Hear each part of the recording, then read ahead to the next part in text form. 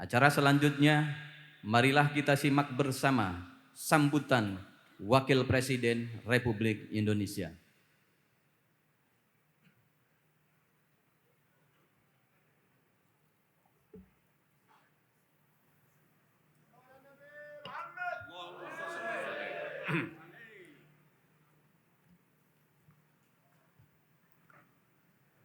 Assalamualaikum warahmatullahi wabarakatuh.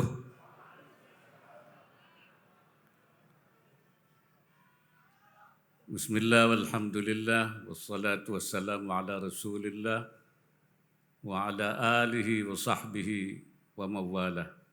Subhanaka la ilma lana illa ma 'allamtana innaka antal alimul hakim.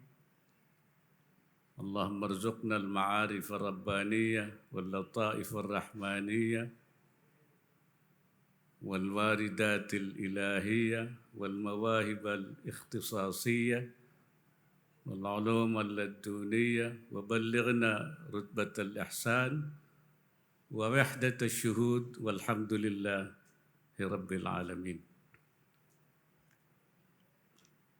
Ulama'ana al-kiram wa habaibana al-afadil,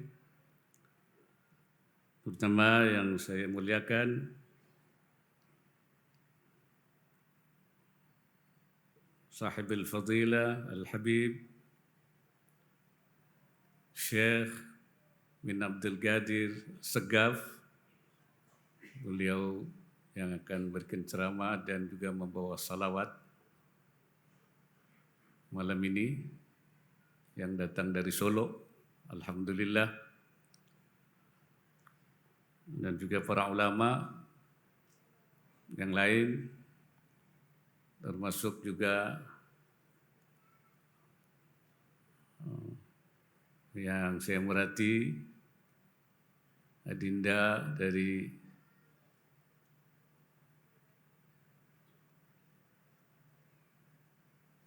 Kiai Tuan Guru Zainuddin Adzani, juga yang masih ada hubungan keluarga dari NTB,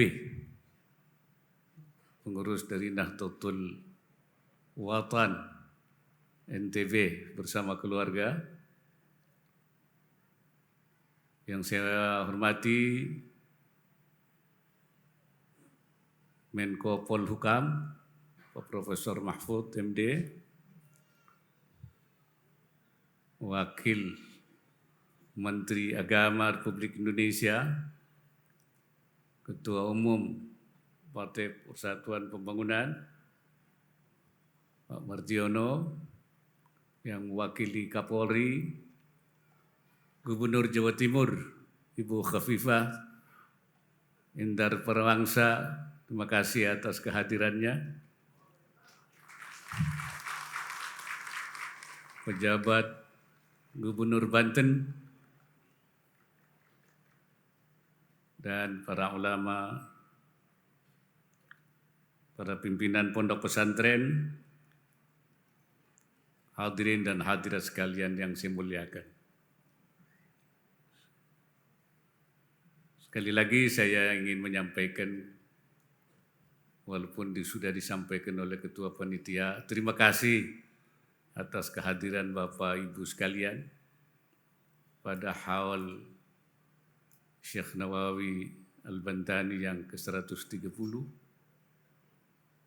yang tentu banyak sekali memberikan pelajaran-pelajaran, bimbingan-bimbingan keagamaan, khususnya bagi umat Islam Indonesia, bahkan Islam di berbagai negara, baik melalui murid-muridnya, seperti Syekh Khalil Bangkalan, Hadratus Syekh Khalil Bangkalan, Hadratus Syekh Hashim Asy'ari, pendiri Nahdlatul Ulama, pimpinan pesantren Tebuireng, Kiai Ahmad Dahlan, juga pendiri Muhammadiyah dan pendiri Tarbiyah Islamiyah Syekh Sulaiman Ar-Rasuli, di Bukit Tinggi, Sumatera Barat, dan banyak ulama-ulama lain. Ataupun juga melalui kitab-kitabnya yang dibaca di berbagai pesantren, juga di berbagai negara, baik tafsir seperti tafsir Marah Labid, satu-satunya pesan tafsir yang ditulis dalam bahasa Arab oleh orang Indonesia.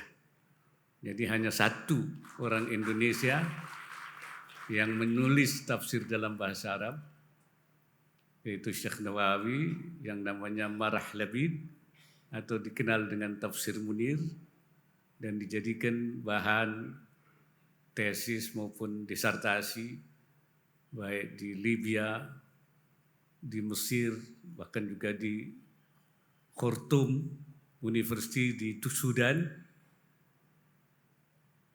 dengan judul-judul Muhammad Nawawi wa manhaji tafsirihi, Muhammad Nawawi Al-Jawi, dan metode penafsirannya. Jadi metode penafsirannya itu menjadi sesuatu studi, jadi bahan disertasi dan tesis.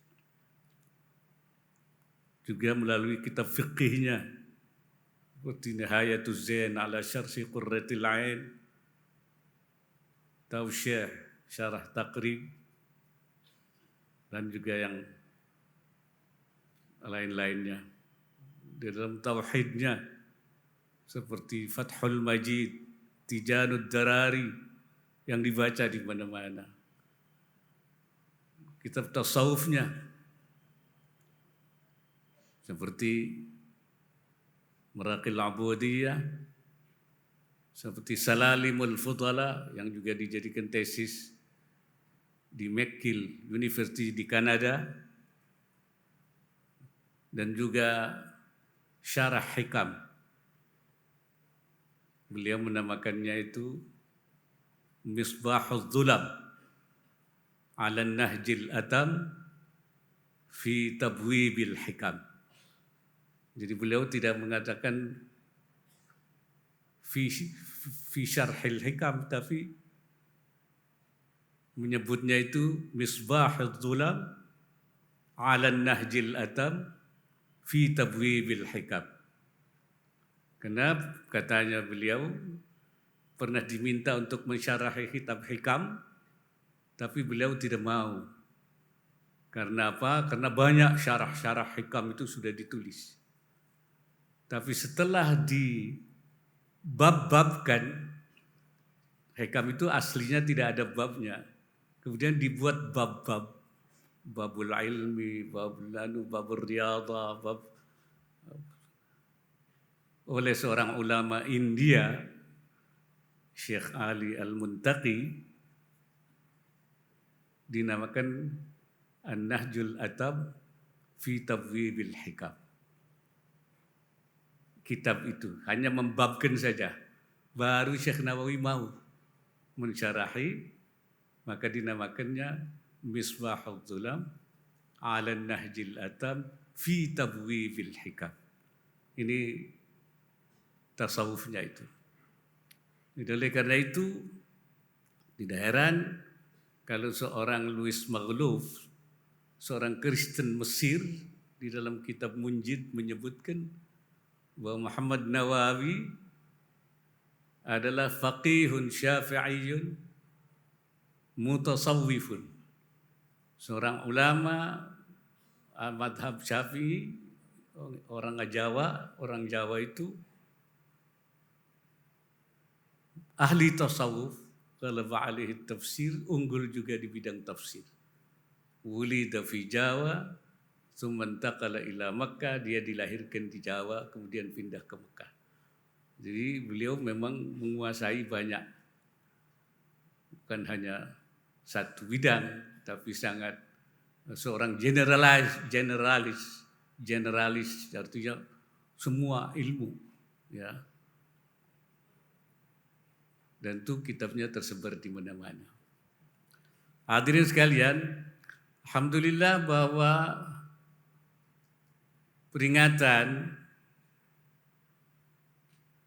Maulid beliau kali ini setelah 3 tahun kita itu terpaksa mengadakan dengan cara kecil-kecilan dan kita ubah dari biasanya malam hari menjadi siang hari karena COVID-19. Tapi alhamdulillah tahun ini kita mulai agak terbuka.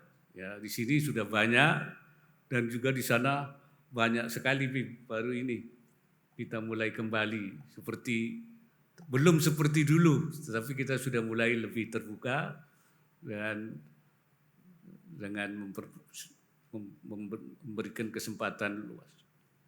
Karena COVID-nya sudah, alhamdulillah. Kenapa COVID ini hilang? Ini karena kepatuhan, ketaatan masyarakat, baik itu menerapkan protokol kesehatan maupun juga dalam mengikuti vaksinasi, sehingga kita kemudian cepat, ya, lebih dulu kita COVID-nya itu kemudian melambat dan kemudian menghilang. Ini saya kira memang sesuai dengan pandangan Syekh Nawawi. Ya. Syekh Nawawi ketika menafsirkan ayat khudu hidrakum, berhati-hati atau bersiap-siap menghadapi berbagai kemungkinan, yang asalnya ayat ini ayat perang, oleh Syekh Nawawi ditafsiri wa hadhil ayah tadullu ala wujubil hidri an jama'il madar al-madnunah. Ayat ini juga menunjukkan, kata Syekh Nawawi, wajibnya kita bersiap-siap, berhati-hati untuk wajibnya itu hidri dari semua bahaya yang diduga akan datang. Semua bahaya yang akan datang kita harus antisipasi. Wa bihadat tariq, kata beliau, kana iqdam ala al-ilaj bid-dawa wal ihtirazu anil waba wa anil jidaril ma'il wajiban. Dari cara berpikir ini maka adalah berobat itu dan menjaga diri dari wabah penyakit dan menjaga diri dari tembok yang miring itu wajib. Artinya menjaga diri dari wabah penyakit, anil wabah, termasuk wabah COVID, melalui protokol kesehatan, melalui vaksinasi, itu berarti wajib, kata Syekh Nawawi Al-Bantani ini. Ini pelajaran yang diberikan itu. Jadi kita melaksanakan itu adalah wajib. Itulah sebabnya maka apa itu tidak mengurangi tawakal? Kalau kita menjaga diri, apa tidak mengurangi tawakal? Syekh Nawawi mengatakan, laisa min syartit tawakkul tarku kulli tadbirin wa amalin wa sababin. Tawakal itu bukan syarat tawakal kemudian kita meninggalkan semua sebab, pemikiran, amal, perbuatan. Itu bukan menjadi syarat tawakal. Kata Syekh Nawawi, at-tawakkul was sabab la munafata bainahuma. Antara tawakal dan sebab itu tidak ada saling menafikan, tidak ada saling menegasikan. Tawakal ya, sebab ya. Kenapa? Kata Syekh Nawawi, at-tawakkul mahalluhu al-qalb. Tawakal itu tempatnya di hati. Wasabab mahalluhu al-jawarih, di dalam anggota. Jadi lain kita. Jadi tidak ada saling menafikan. Jadi kalau kita berusaha, bekerja, membuat sebab, itu Syekh Nawawi mengkaitkan dengan apa yang dilakukan oleh Sayyidina Umar ketika datang ke Syam. kemudian di Syam ada wabah, kemudian Sayyidina Umar tidak jadi masuk kembali. Oleh karena itu Abu Ubaidah bin al-Jarrah bertanya, apa firar min qadarillah? Apa kita itu lari dari qadar Allah? Kok tidak masuk karena ada wabah? Apa tidak itu berarti firar an qadarillah? Katanya Sayyidina Umar, na'am, iya. Nafirru min qadarillah ila qadarillah. Kita itu lari dari qadar Allah kepada qadar Allah yang lain. Jadi menghindari wabah itu juga qadar Allah. Kita lari daripada masuk. Jadi itu pandangan yang diambil oleh Syekh Nawawi. Begitu juga ketika terkait dengan rizki.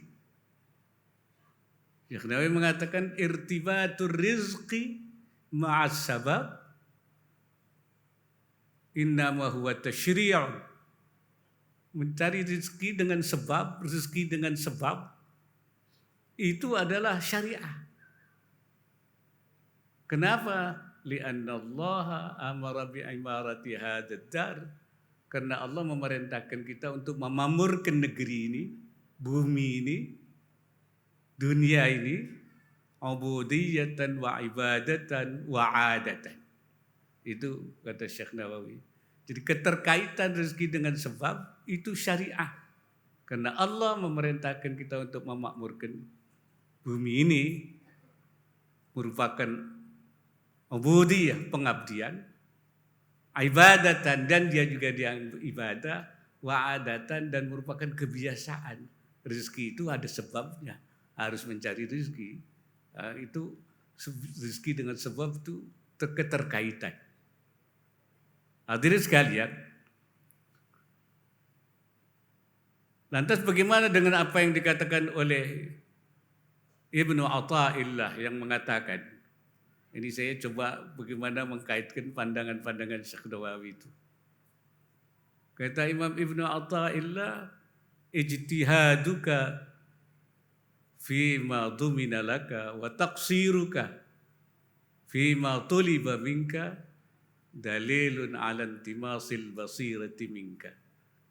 Usaha kamu terhadap sesuatu yang sudah dijamin oleh Allah, rezeki, dan kamu lalai terhadap apa yang diminta oleh Allah, amal, itu menunjukkan alantimasil basirati minka, hilangnya basirah, mata hati daripada sesuatu yang dijamin oleh Allah kita berusaha, tetapi dalam hal amal, ibadah yang diminta justru kita lalai. Itu menunjukkan mata hatinya sudah hilang, sudah intimas. Apa kata Syekh Nawawi? Yang tidak boleh, yang dimadzmum itu adalah ijtima'nya. Artinya ada dua hal yang di satu sisi dia berusaha dalam soal mencari rezeki, tapi dia lalai terhadap kewajiban. Wa ambal ijtihad fi talabir rizqi ma'a qiyami huquqillahi ta'ala min ghairi taqsirin falaysa dalilan an umyi ainil qalbi.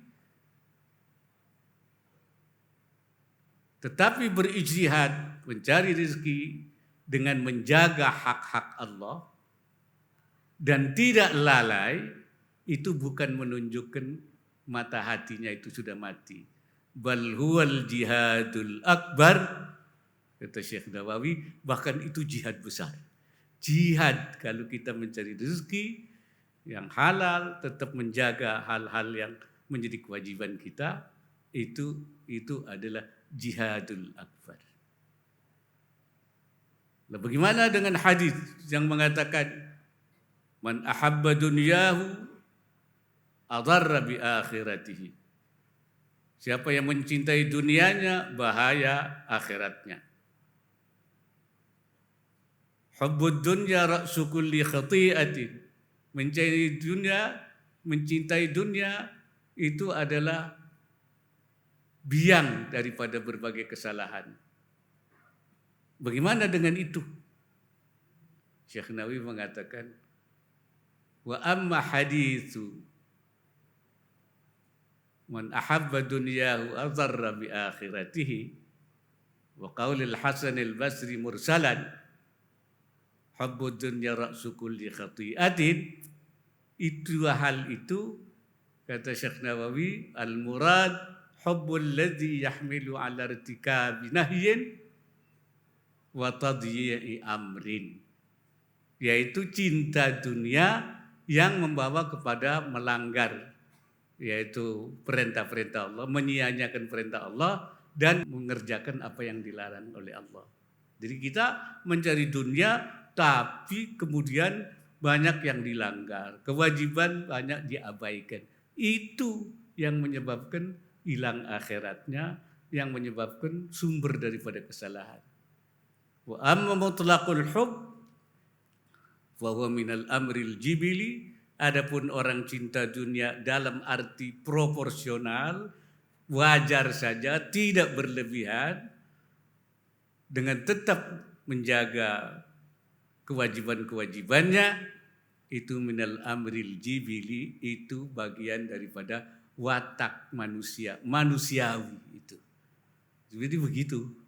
Jadi beliau mengatakan bahwa yang tidak boleh itu kalau kita mencari rezeki tidak sesuai syariah, ghairu masyru'ah. Ya. Karena kalau tidak syariah itu berarti al-muamalah ghairu masyru'ah fi hukmil adab. Kita berusaha mencari rezeki tidak di atas jalan syariah sama dengan tidak ada. Nothing, not. Walaupun ada. Wal ma'dum syar'an kal ma'dum hissan. Yang tidak ada menurut syarak sama dengan tidak ada secara fisik. Walaupun ada, karena dianggap tidak bernilai. Ghair mutaqawwim, tidak nilainya. Ini pandangan keagamaan. Yang kedua, jangan sampai melalaikan kewajiban kita. La tulhikum amwalukum wala auladukum an dzikrillah. Harta kita, anak kita, kerjaan kita jangan sampai tulhikum. Apalagi tuhlikukum, sampai menghancurkan ya kita semua itu. Saya kira itu beberapa hal, catatan-catatan kecil. Salah satu sedikit saja pandangan-pandangan Syekh Nawawi dalam berbagai masalah kehidupan, dalam membimbing umat agar kita itu berada di bawah tahta daui manhajin rabbaniyin, supaya kita di bawah naungan sinar Tuhan, manhajin syar'iyyin, di bawah sinar syariat yang diajarkan oleh Allah Subhanahu wa taala. Demikian sekira, sekali lagi mohon maaf. Mudah-mudahan tahun depan kita adakan lebih luas lagi. Terima kasih kepada Hadratul Mukarram Al-Habib Syekh bin Abdul Qadir Segaf yang malam ini hadir akan memberikan ceramahnya dan juga membawakan salawat yang sangat terkenal di mana-mana, tidak saja di dalam negeri tapi juga di luar negeri. Aqulu qawli hadza wa astaghfirullahal azim. In uridu illa al-islah wa taufiqi illa billah. Wallahu al-muwaffiq ila aqwamit thariq. Wassalamu alaikum warahmatullahi wabarakatuh.